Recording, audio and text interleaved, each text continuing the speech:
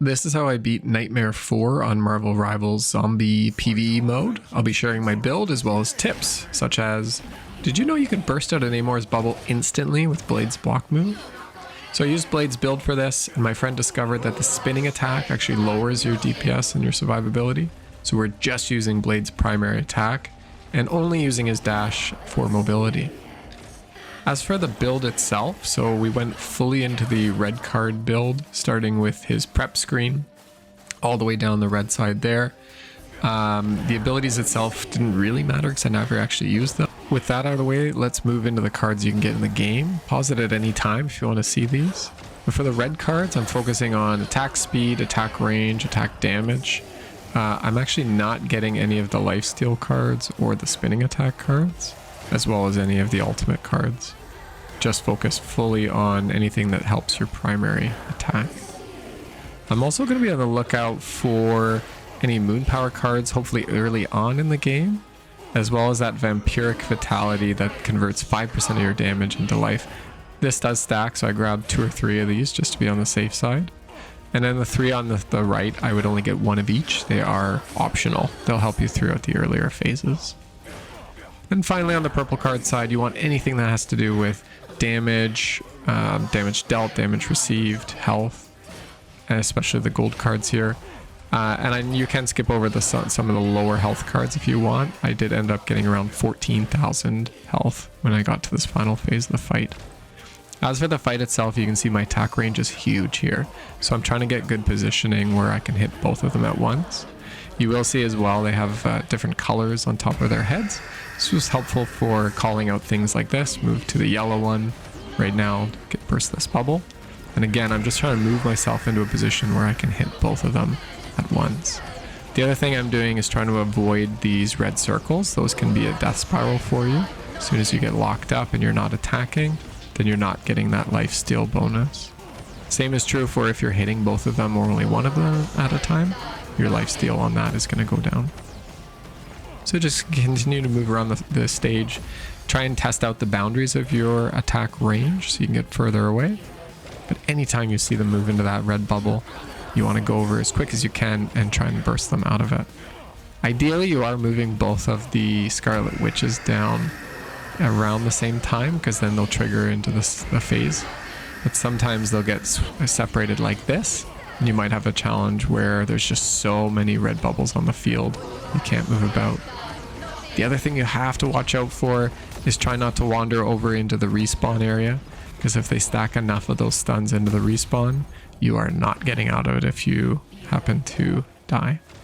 It is helpful having teammates, so in this case, as long as one of us stayed alive, the other 2 had that automatic respawn. We didn't have to use any of our currency. But if you do find yourself where all 3 of you or 4 of you are dead, go to use your currency and try to dash and shift out of there straight away as soon as you spawn, even if there is no stun in place. So continue fighting through here, again testing out your range and just navigating the field. In this case, you saw I did have one down and stunned, but I moved to the other one just so we can get that AoE finished. We can get both of them back onto the field.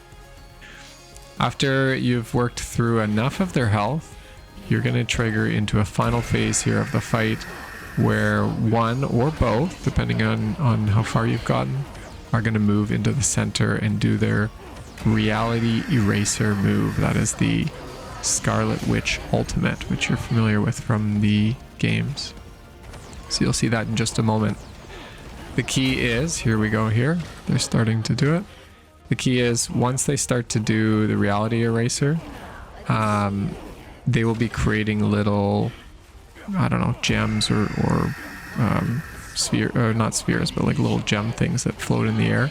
They have very little health, but you have to be popping them as soon as they jump up. This is going to be adding more time to that reality eraser, because if it does tick down to 0, your run is ended. You cannot continue. It's just an automatic defeat. So we're almost at that phase now. We're just chipping down some final health here, and you'll see it come through. Alright, we got 2 of them stacked up on each other nicely. This is always good for your shorter range teammates. always be moving, always be jumping if you can. And again, if you get into a tough spot, you can always dash through any little opening there. So there's the reality eraser. You can see below the health bar, the top middle, that yellow bar signifies how far into the ult she's gotten. And keep an eye out for these little gem things. I don't know what to call them. There's 2 there that just popped. So both of the witches are ulting now. We're hitting 2 of those gems at a time.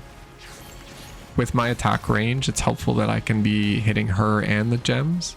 But if you have a shorter attack range, my advice is just to get closer to her and just keep circling around and around, so that even if you're not keeping a watchful eye out for it, you're probably going to be hitting them automatically just in your rotations. Ooh, we're getting close here. That yellow bar is ticking down. As long as we keep damaging her and we keep popping these little crystals, we're going to keep that from hitting 0. And with any luck and help from your teammates, you're going to knock both of these out before they hit 0. And you'll have a completed run. I hope that helps. And if you have any questions, happy to answer them in the comments. If you did find it helpful, a like would go a really long way. And if you're curious and wanting to see more of my content, definitely head over to my channel and send through a subscribe. Good luck on the zombies. And as always, happy hunting.